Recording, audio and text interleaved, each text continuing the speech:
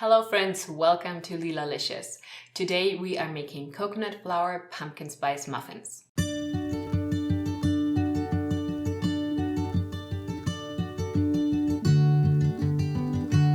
These delicious fall-flavored bites of cake are gluten-free and paleo-friendly. I'm also going to show some options to make them low-carb, and they're perfect for breakfast, dessert, or as a midday snack. But before we get started with the ingredients, let's acknowledge that we are in my actual kitchen for the very first time. We've lived in this fixer-upper for about 6 months now. The kitchen is far from what I would like. It is very Mexican, but also quite old and dated. But it's growing on me. The red tile is growing on me, and it turns out that the sound and lighting works better in this room than in the studio area that I had. So at least for today, we are here. First up, we need 1/2 cup of coconut flour. And although this recipe is not quite as sensitive as some of my other coconut flour recipes, I'm still going to show you how to properly measure coconut flour without compacting it. So you never want to take your measuring cup and dip it into a bag of coconut flour. Instead, gently spoon the coconut flour into your measuring cup until it's full without pressing down. Then add the coconut flour to a small to medium-sized bowl. Next, we're going to add 1/4 cup of tapioca starch. The starch will make the muffins lighter and gives them a finer crumb texture. Instead of tapioca, you can also use cornstarch or arrowroot powder. Even something like almond flour will work. They all will help to lighten up the texture. But you can also completely omit them. The muffins will still work out fine and taste delicious. Then we need 1 teaspoon of baking soda, 1/2 teaspoon of salt. I'm using pink Himalayan salt. And the last dry ingredient is 1 teaspoon of pumpkin pie spice. You can look up my recipe for homemade pumpkin pie spice, or if you don't want a whole batch of pumpkin pie spice, you can also use mostly cinnamon and add a little bit of ginger, cloves, nutmeg, or allspice, whatever you have on hand. Now let's whisk the dry ingredients together until they're evenly combined. And then we're going to put the bowl aside. Now we're going to mix the wet ingredients in a separate bowl. First up, 4 eggs. I'm cracking the eggs one by one into a separate bowl first, just in case there's something wrong with one of them. I'm not ruining the rest of them.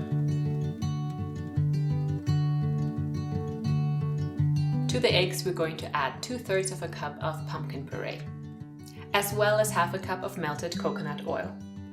You could also substitute it with avocado oil, light olive oil, or even melted butter if dairy isn't a problem for you. For some sweetness, we have 1/3 of a cup of maple syrup. You could also use another liquid sweetener like agave syrup or honey or sugar-free maple syrup, or if you want to use a granulated sweetener, up the quantity to 1/2 cup.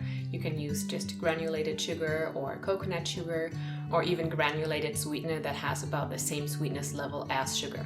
And we also need 1 teaspoon of vanilla extract. Use a whisk or a hand mixer to combine all of the wet ingredients.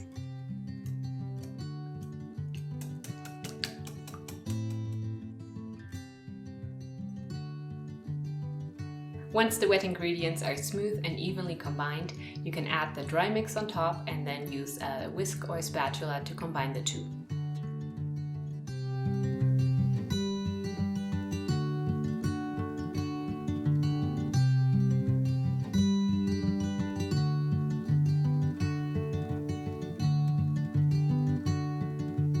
You want to make sure there are no dry lumps of flour left anymore. I wish you could smell this amazing batter right now. It's just so aromatic of warming spices. This is going to be delicious. We can bake the batter as is right now for simple pumpkin muffins, but if you like add-ins as much as me, you can add some chocolate chips, sugar-free chocolate chips, some nuts or seeds like pumpkin seeds. I'm going to do 2 things today. I have some semi-sweet chocolate chips and some toasted pecans. I'm using 1/4 cup each. And then gently fold them in. You can see that the batter has thickened quite a bit already now. This happens as the coconut flour is absorbing the liquid ingredients. All right, let's prepare our muffin pan. We need a standard size 12 cavity muffin pan, and we're going to line the cavities either with silicone liners or parchment paper liners. I prefer either of these because they release the muffin so well. I find that regular paper liners stick to them so much that you lose just too much of the delicious muffin goodness. So today I'm going to use half silicone and half parchment paper. To help me with dividing the batter into the muffin cavities, I'm using this cookie scoop.